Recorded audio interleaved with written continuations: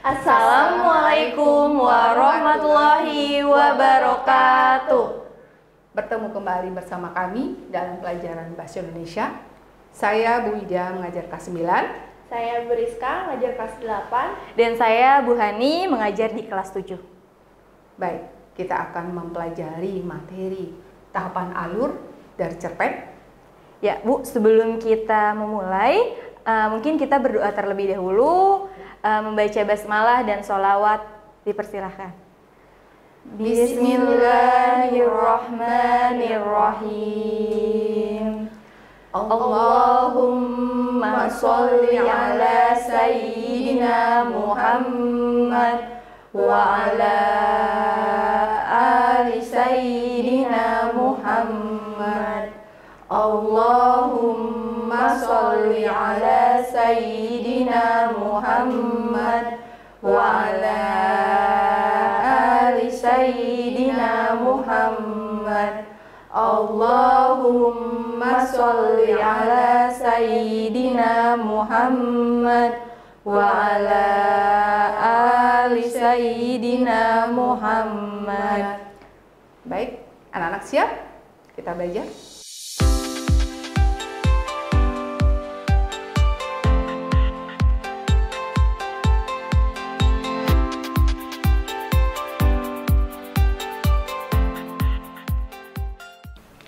Baik anak-anak, kita akan belajar tentang tahapan alur dari cerpen Ibu yang Anaknya Diculik Itu, karyanya Seno Gumira Aji Dharma.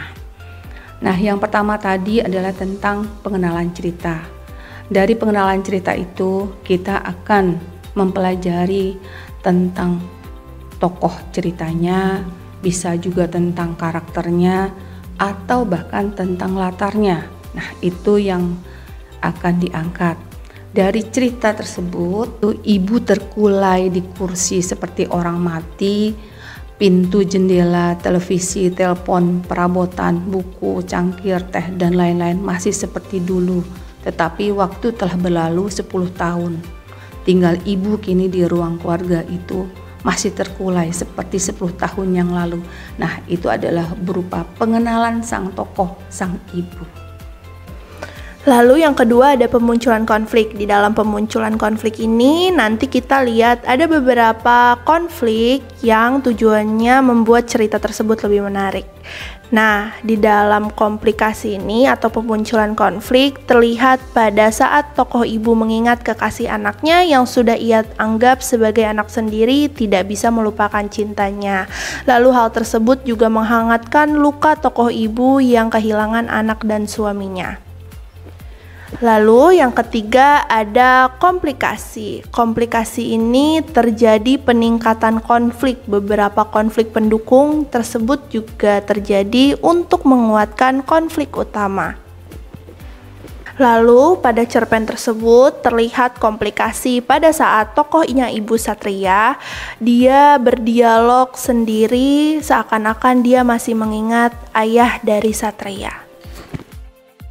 Tahapan selanjutnya yang keempat itu ada klimaks. Klimaks merupakan tahapan puncak dari konflik yang sudah ada. Jadi puncak dari ketegangan terjadi pada tahapan ini. Perhatikan contoh berikut. Jadi pada tahap klimaks ini, tokoh ibu ini meluapkan amarahnya karena ia mengingat betapa kejamnya penculikan yang telah merenggut anaknya. Sementara tokoh yang ia ketahui terlibat masih bebas berkeliaran. Pada tahapan yang terakhir, yang kelima itu ada resolusi. Jadi resolusi adalah pemecahan masalah di mana di tahap ini menunjukkan jalan keluar dari permasalahan yang terjadi. Di tahap resolusi ini bahwa sampai saat itu pun sang penculik tidak bisa dibuktikan bersalah dan juga membuat sang ibu tidak menerima kenyataan bahwa anaknya meninggal akibat dari penculikan yang terjadi. Nah, bagaimana anak-anak? Sudah paham tentang materi tahapan alur? Jadi tahapan alur itu ada 5, diingat-ingat ada 5. Yang pertama itu adalah pengenalan cerita. Yang kedua ada pemunculan konflik, yang ketiga ada komplikasi, yang keempat ada klimaks, dan yang kelima ada resolusi. Cuman satu hal, ingat, meskipun itu terakhir itu resolusi, tapi resolusi itu belum tentu merupakan ending cerita. Bisa saja merupakan koda seperti dalam cerita fabel. Nah, seperti itu. Baik, kita tutup. Alhamdulillahirabbil alamin. Wassalamualaikum warahmatullahi wabarakatuh. Sampai jumpa.